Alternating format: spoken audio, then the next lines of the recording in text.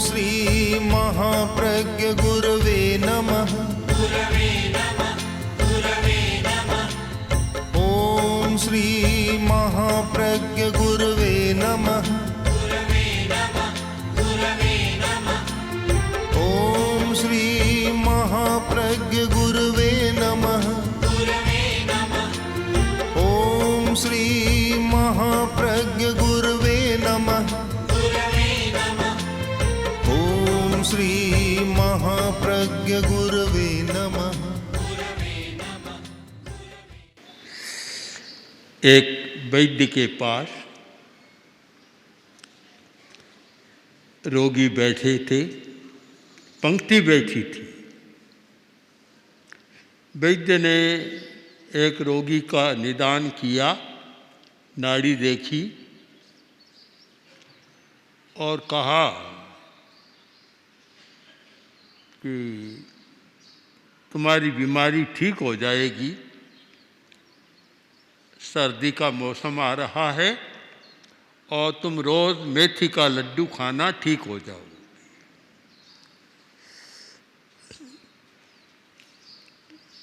चला गया। दूसरे की बारी आई, उसकी नाड़ी देखी, सारा देखा,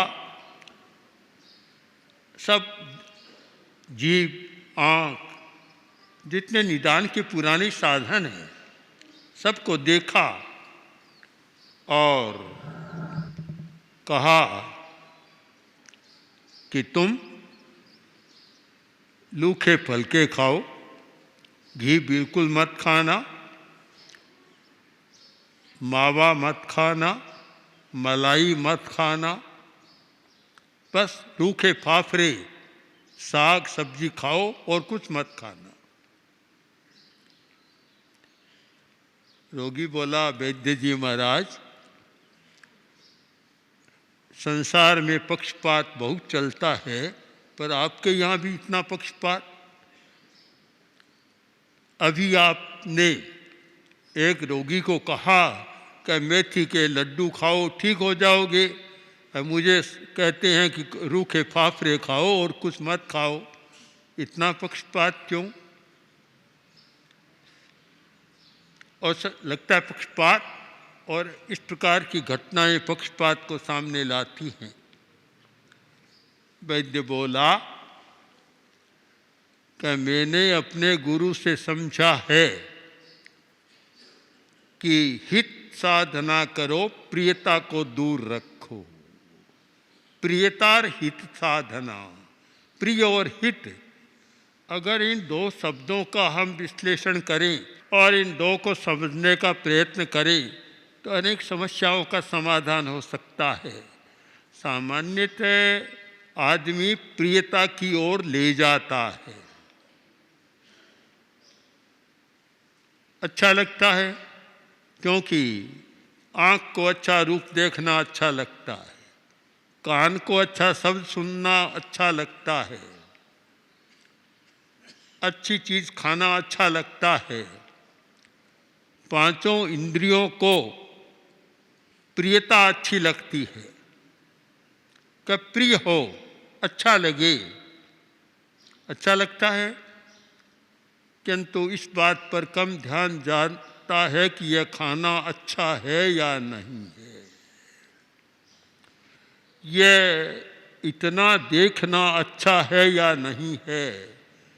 आजकल के बच्चे जब टीवी देखने को बैठते हैं तो घंटों लगा देते हैं, अच्छा लगता है, प्रिय है, उनमें इतना विवेक नहीं कि हित है या नहीं है, जागरण अभी नहीं हुआ है, प्रिय लगता है।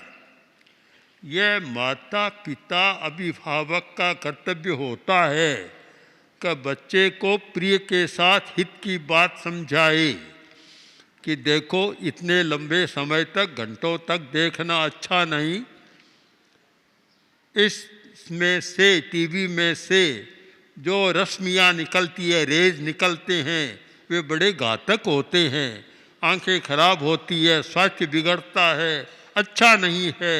यह हित की बात है, रोकना हित की बात और देखना हित की बात नहीं है। मैंने एक बच्चे से पूछा, टीवी देखते हो? कहाँ देखता हूँ। कितने घंटे? कि कुल मिलाकर दिन रात में 12 घंटा। मैंने कहा तब तो फिर पढ़ाई की ज़रूरत ही नहीं है तुम्हें, और कुछ ज़रूरत नहीं है, जल्दी आंखें खराब हो जाएगी, जल्दी बीमार पड़ जाओगे। मैंने कहा कम कर सकते हो।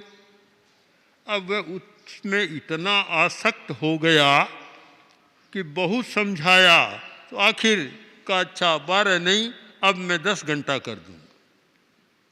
क्योंकि प्रियता, इंद्रियों का आकर्षण जब बढ़ जाता है तो फिर हित की बात गौण हो जाती है। बहुत पुरानी बात है, विरासर का भाई युवक भी नहीं था, प्रौढ़ अवस्था में मेरे पास बैठा था और कह रहा था कि शुगर की बहुत बीमारी है, ये सारा बताया। तो मैंने कहा तुम्हारे शुगर की इतनी बीमारी है तो अब मीठा खाना बंद कर दो, चीनी खाना बंद करो, कम कर दो या बंद कर दो। काफ़ी लंबी बात चली, आखिर में निष्कर्ष ये आया सामने। उस युवक प्रौढ़ व्यक्ति ने अपनी एक तर्क की भाषा में कहा, क्योंकि हर आदमी तर्क जानता है। वह बोला, महाराज आप ही तो कहते हैं कि एक दिन सबको मरना है, बहुत बार आपसे सुना है कि मरना है। अगर मैं मिठाई छोड़कर 5 वर्ष ज़्यादा जी लूँगा तो क्या, मिठाई खाते हुए 5 वर्ष पहले मर जाऊँगा तो क्या, आखिर तो मरना ही है। कितना बढ़िया तर्क था। जब प्रियता की चेतना जाग जाती है तब हित की बात गौण हो जाती है। आदमी हित की बात नहीं सोचता। तो उस वैद्य ने कहा कि भाई मेरा पक्षपात नहीं है, मैं तुम्हारे हित की बात कह रहा हूँ, क्योंकि जो पहला रोगी था उसमें कमजोरी थी और कोई बीमारी नहीं थी। तो कमजोरी को मिटाने के लिए अब मेथी का लड्डू खाना अच्छा है, बात रोग भी ठीक रहेगा, इसलिए मैंने बताया। और तुम्हारा हार्ट खराब, पाचन शक्ति कमजोर, अगर तुम मेथी के लड्डू खाओगे तो जल्दी मर जाओगे। तुम्हारे लिए तो अभी रूखा फलका खाना ही अच्छा है। मैं प्रियता की बात नहीं बताता, चिकित्सा का काम प्रियता की बात बताना नहीं है, चिकित्सा का काम हित की बात बताना है। इसीलिए चिकित्सा के क्षेत्र में एक शब्द चलता है, कटुक औषध पान न्यायेन। कड़वी दवा भी दो, आवश्यकता हो मीठी दवा नहीं, कड़वी दवा भी दो, क्योंकि उससे हित होगा। जो चीनी खाने से हित नहीं होगा वह नीम का पत्ता खाने से हित होगा। कड़वा है पर हितकर है, उसे भी पी लो तुम। बहुत कम लोग ऐसे होते हैं जो प्रियता को गौण कर हित की बात का चिंतन करते हैं। अगर माता पिता अभिभावक प्रारंभ से बच्चे के हित की बात सोचने लग जाएं तो शायद बीमारियां भी कम हो जाए, मस्तिष्क के विकास भी ज़्यादा हो जाए और मानसिक और भावनात्मक स्वास्थ्य भी बढ़ जाए। मैं हित के विषय में एक प्रसंग रखना चाहता हूँ। एक दिन चित्त सारथी के मन में एक प्रश्न उठा। आप प्रदेशी का आख्यान सुनते। राजा प्रदेशी और उसका सारथी था चित्त नामक, बड़ा कुशल व्यक्ति था। एक दिन मन में प्रश्न उठा कि राजा मुझे बहुत सम्मान देता है, मेरा बहुत आदर करता है, मेरी बात को मानता है, मुझ पर विश्वास करता है और राजा का मुझ पर बड़ा उपकार है, इतना उपकार। किंतु राजा का जो आचरण है परदेशी राजा का, वह उसे नरक में ले डूबेगा। क्रूर आदमी, हिंसा में विश्वास, आदमी को मारना, तिनका तोड़ना बराबर, जैसे एक आज के आतंककारी के होता है, तो एक प्रकार का आतंककारी राजा है। इतना विश्वास, निश्चित ही यह मरने के बाद नरक में जाएगा।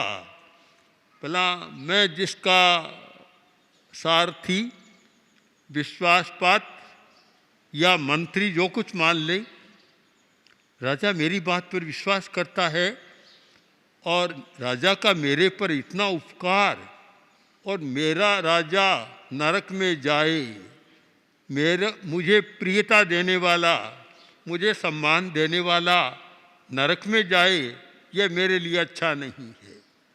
यह सारा चिंतन हित का चिंतन है। एक आदमी गुटखा खाता है, दूसरा लाकर उसके गुटखा देता, मनोहार करता है। यह प्रियता का तो है, हित का चिंतन नहीं है। एक शराब पीता है, दूसरा उसको लाकर शराब पिलाता है। यह प्रियता का तो चिंतन तो है, पर हित का चिंतन नहीं है। यानी आदमी को बुराई अच्छी लगती है, बुराई में ले जाने वाला उसको प्रियता का चिंतन करता है, उसके हित का चिंतन नहीं करता।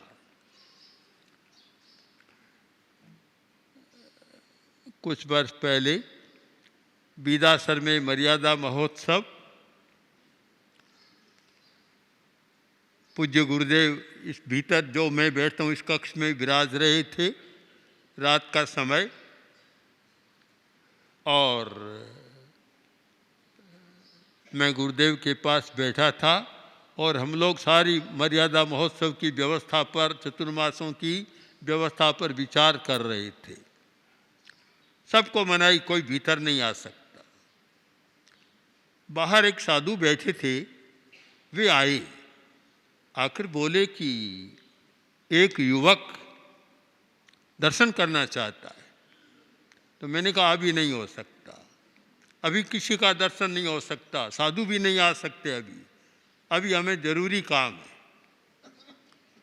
साधु गया, युवक को बताया, और उस युवक ने कहा कि मुझे तो बहुत जरूरी दर्शन करना, अभी करना है।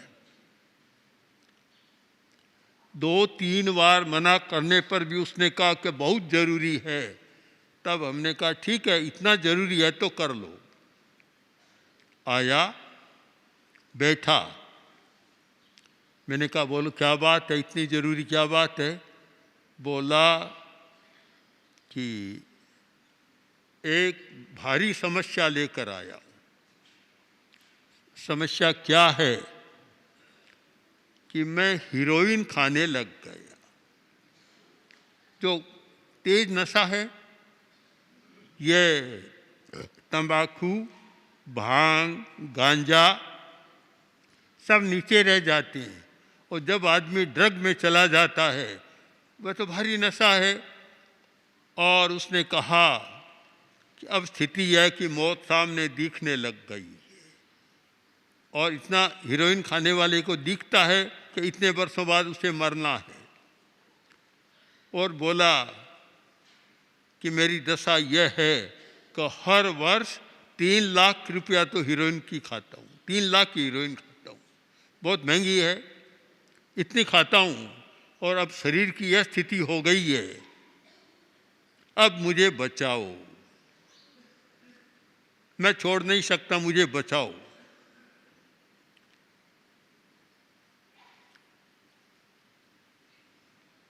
काफ़ी समस्या थी। फिर हमने कहा कि तुम्हारी जटिल समस्या है और इसे छुड़ाना आसान भी नहीं है, फिर भी हम प्रयोग कराएंगे प्रेक्षा ध्यान का। हो सकता है कि आदत बदल जाए, और बदलती आदत यह प्रियता बहुत हानि करती है और इस प्रकार की आदतें बना देती है और उन्हें बदला भी जा सकता है। गुरुदेव जयपुर विराज रहे थे। राजस्थान पुलिस एकेडमी में प्रेक्षा ध्यान का शिविर था, 2 सप्ताह का। मैं उस शिविर में रहा और संत बहुत सारे साथ थे। हमने प्रयोग कराए, गुरुदेव बाहर विराज रहे थे। एक दिन एक थानेदार, उसमें सब भाग ले रहे थे, इंस्पेक्टर, थानेदार, DYS आदि आदि अफसर, लगभग 100 से ज़्यादा लोग भाग ले रहे थे। एक इंस्पेक्टर या थानेदार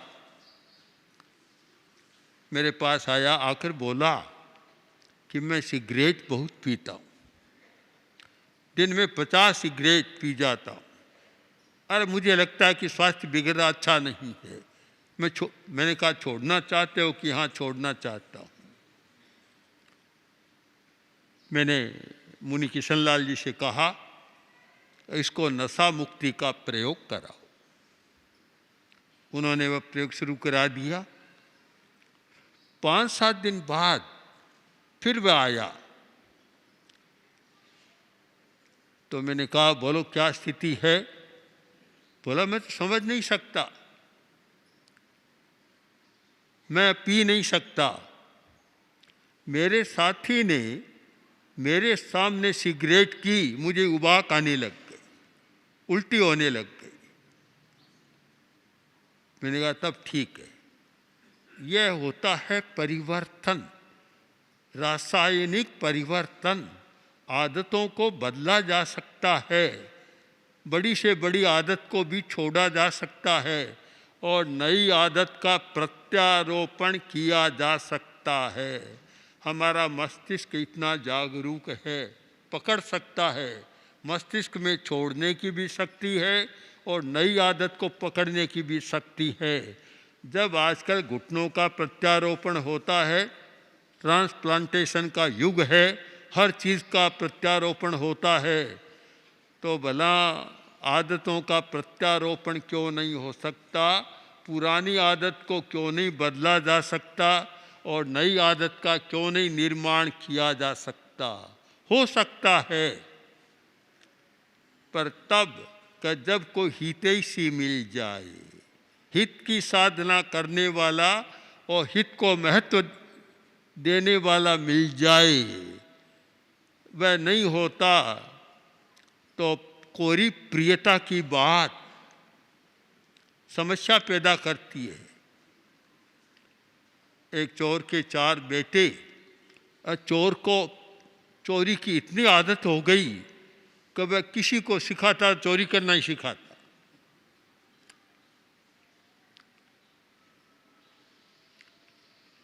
चारों बेटों से कहा बेटा अब मेरी कला सीख जाओ, चोरी करना शुरू कर दो। बेटों ने कहा पिताजी क्या करेंगे हम, और बहुत धंधे हैं। कहा नहीं नहीं, सबसे अच्छा धंधा है, सीधा मुफ्त का धन आता है, कमाने की ज़रूरत नहीं, कहीं जाने की ज़रूरत नहीं, और सीधा धन मिलता है। उसमें आकर्षण पैदा, प्रियता मतलब एक वस्तु में आकर्षण पैदा हो जाता है, आसक्ति हो जाती है, मूर्छा पैदा हो जाती है। लोग इतना भोग करते हैं, आवश्यक तो नहीं है, पर मूर्छा पैदा हो गई, करते हैं। बहुत बल दिया तो चारों बेटे गए। एक ने सेंध लगानी शुरू की, भीत गिरी, वहीं मर गया। एक राजा की घुड़साल में गया, और हाथी ने, उस घोड़े ने ऐसा प्रहार किया कि वही मर गया। तीनों बेटे मर गए। एक बच्चा आया सुबह और पिता ने कहा कि मैंने जो कलाएं सिखाई थी काम में ले ली। कि पिताजी ले ली, क्या हुआ? कि क्या हुआ? 3 मर गए, एक बच्चा, मैं आया हूँ आपके पास। यानी प्रियता की ओर ले जाने वाले लोग दुनिया में बहुत हैं, हित की ओर ले जाने वाले लोग बहुत कम हैं। जो यह सोचे कि इससे इसका हित नहीं होगा, केवल प्रियता में मत ले जाओ। चित्त के मन में यह प्रश्न उठा कि प्रदेशी राजा का हित कैसे हो। राजा है, हाथ में शासन है, सत्ता है, धन है, भोग है, सब कुछ है, पर यह जो आचरण कर रहा है, इस आचरण से इसका भला नहीं होगा, बुढ़ापे में भी भला नहीं होगा और मरकर नरक में जाएगा। मुझे इसके हित की बात सोचनी चाहिए। मन में विकल्प उठ गया कि मैं इसके हित साधन करूं। मैं सोचता हूं हर माता पिता के मन में यह प्रश्न पैदा होना चाहिए कि मैं अपनी संतान को केवल प्रियता की ओर नहीं ले जाऊं, हित की ओर भी मुझे ले जाना चाहिए। बच्चा, आजकल के बहुत सारे युवक भी शाम को घर में खाना नहीं चाहते, होटल का खाना पसंद करते हैं। अच्छा लगता है, किंतु यह नहीं सोचते कि यह फास्ट फूड, यह मैदा, ये सारी मैदे की चीज़ें, ये मिर्च मसाले, ये सारे स्वास्थ्य को बिगाड़ने का सबसे सुंदर उपाय। किसी व्यक्ति को स्वास्थ्य को बिगाड़ना हो तो उन चीज़ों का सेवन करें। बिना दवा लिए स्वास्थ्य बिगड़ जाएगा, बिना कुछ किए स्वास्थ्य बिगड़ जाएगा। यानी वर्तमान की समाज की समस्या पर जब विचार करता हूँ तो लगता है कि प्रियता का आवेश हो गया। बस प्रिय अच्छा लगता है, प्रियता करो अच्छा लगता है, प्रियता मत करो अच्छा नहीं लगता। अगर पिता पुत्र को कहे कि तुम ये पान पराग मत खाओ, तंबाकू मत खाओ, गुटखा मत खाओ, तो अच्छा नहीं लगता। एक दोस्त कहता है कि चलो शराब पियो, ये गुटखे खाओ, तो बहुत अच्छा लगता है। दोस्त अच्छा लगता है, भाई रोके तो भाई अच्छा नहीं लगता। तो यह प्रियता का ऐसा वातावरण बन गया जो परिवार की, समाज की समस्या को पैदा कर रहा है और बिगाड़ रहा है। हम लोग इस पर बहुत ध्यान देते हैं। यह होता हित चिंतन। हम हित का चिंतन करें। बड़ों का काम, जो मुखिया होता है, जो घर का मुखिया है, समाज का मुखिया है या धर्म संघ का मुखिया है, उसका काम होता है कि अपने साथ छोटों को केवल प्रियता की ओर न ले जाएं, उनकी आदत को बदलने का प्रयत्न करें। मैं मानता हूँ, एक मनोवैज्ञानिक दृष्टि से देखता हूँ तो एकदम प्रियता को रोका नहीं जा सकता, इंद्रियों की लालसा को एकदम नहीं रोका जा सकता। बड़ा कठिन काम है और एकदम रोका भी नहीं जा सकता। किंतु यह इंद्रियों की लालसा, इंद्रियों की चपलता इस कोटि तक न ले जाए कि जिससे जीवन की हानि, परिवार की हानि, संगठन की हानि और बुरी आदतों का वह शिकार बनकर बुराई में चला जाए। यह विवेक हमें करना होता है और करें तो पक्का होता है। अभी कुछ समय पहले की बात, एक परिवार आया, और आते ही उसने कहा कि ये छोटी लड़की है 6-7 बरस की, और आपने जब इसको कहा था कि एक से ज़्यादा टॉफ़ी मत खाना, हम 1 बरस के बाद आए हैं और इसने पक्का नियम निभाया कि एक से ज़्यादा टॉफ़ी कभी नहीं खाई। आदमी बदल सकता है। हम अगर हित चाहते हैं, बच्चों का हित चाहते हैं, छोटों का हित चाहते हैं, तो हमारा कर्तव्य होता है कि हम उसे केवल प्रियता की ओर न ले जाएं, उसके साथ साथ उन्हें हित की साधना भी कराएं। तो चित्त बड़ा एक समझदार सारथी था। मन में आया कि मैं राजा का हित कैसे करूं। एक विकल्प उठा, चिंतन हुआ, और बड़ी बात है चिंतन होना। ऐसा चिंतन होता है कोई न कोई रास्ता मिल जाता है। आपने सुना है परदेसी का व्याख्यान बहुत बार कि एक दिन जो क्रूर राजा था, हिंसक, और जिसका लिए कहा गया कि हाथ लोई में लिप्त रहते, इतना क्रूर था, मारता ही रहता। और एक दिन वह आया कि इतना अच्छा श्रावक बन गया। उसका विवरण भी कभी आप सुनेंगे कि कितना दयालु श्रावक बन गया, व्रती श्रावक बन गया, और किस प्रकार उसने श्रावक का अच्छा जीवन जिया। इतना परिवर्तन, एक क्रूर शासक इतना बड़ा धार्मिक बन सकता है। बना क्या कारण कि एक चित्त सारथी का चिंतन, हित का चिंतन, हित की साधना। उसने सोचा कि मुझे बदलना है, परदेशी को बदलना है, इनकी आदतों को छुड़ाना है, इनकी क्रूरता को करुणा में बदलना है, और एक अच्छा दयावान शासक बनाना है। पर करूं कैसे? अब चिंतन शुरू हो गया, करूं कैसे? आप एक नियम को जाने कि जब मस्तिष्क में कोई चिंतन आता है, बहुत शक्तिशाली है, बहुत शक्तिशाली। और आजकल ब्रेन पर बहुत काम हो रहा है। अभी एक पुस्तक मेरे हाथ में आई थी,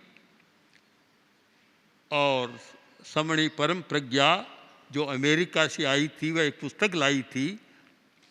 एक वाक्य आता है, ब्रेन इज पावरफुल।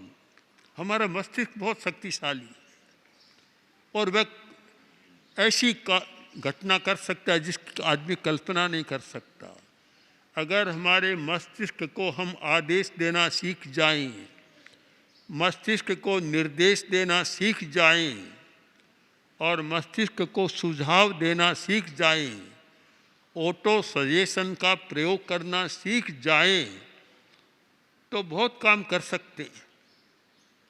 बहुत शक्तियां हैं हमारे मस्तिष्क में, इतनी शक्तियां हैं कि बड़ा काम कर सकते हैं। पर बहुत लोग जानते भी नहीं, अपने मस्तिष्क की शक्ति का उपयोग करते नहीं, और संकल्प शक्ति का प्रयोग नहीं करते। जब संकल्प शक्ति का प्रयोग जाग जाए, तो असंभव लगने वाली बात संभव हो जाती है। हमने तो सैकड़ों प्रयोग किए, सैकड़ों व्यक्तियों को देखा कि आया और लगता कि यह असंभव है, और 1-2 वर्ष बाद कहता है कि वह बात संभव हो गई, मेरा काम सब सिद्ध हो गया। कारण संकल्प की शक्ति एक बड़ी शक्ति है। और एक सूत्र को ध्यान में ले कि जब आदमी का संकल्प गिरता है तो व्यक्ति गिरता है, समाज गिरता है, राष्ट्र गिरता है। और जब संकल्प जागता है तो व्यक्ति उठता है, समाज उठता है, राष्ट्र उठता है। एक संकल्प शक्ति, एक हिब्रू भाषा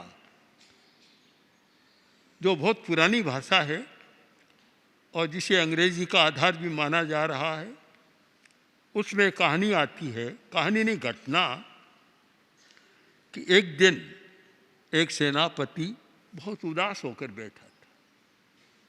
पत्नी आई और बोली कि आज आप इतने उदास क्यों? कभी मैंने नहीं देखा आपको, आप तो सदा प्रफुल्ल रहने वाले हैं, आज इतने उदास क्यों? सेनापति बोला कि क्या बताऊं, आज मेरी सेना हारती जा रही है, संवाद मिला है, बड़ी उदासी है।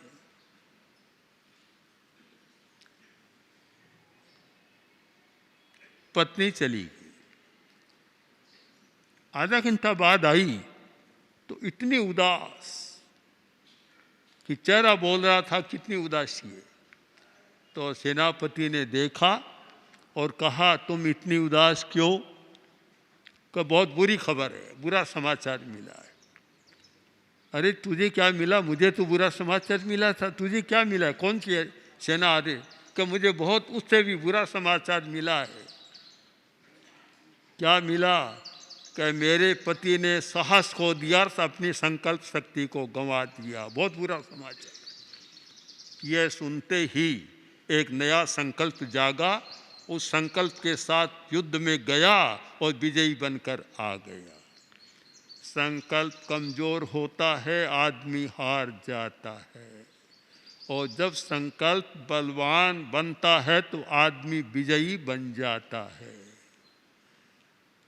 चित्रसारथी के मन में एक संकल्प बन गया कि मुझे प्रदेशी को बदलना है, और पक्का संकल्प, दृढ़ संकल्प। अब वह दृढ़ संकल्प कैसे फलित होता है, इस पर समय आने पर हम फिर बात करेंगे। ओम श्री महाप्रज्ञ गुरवे नमः। ओम श्री महाप्रज्ञ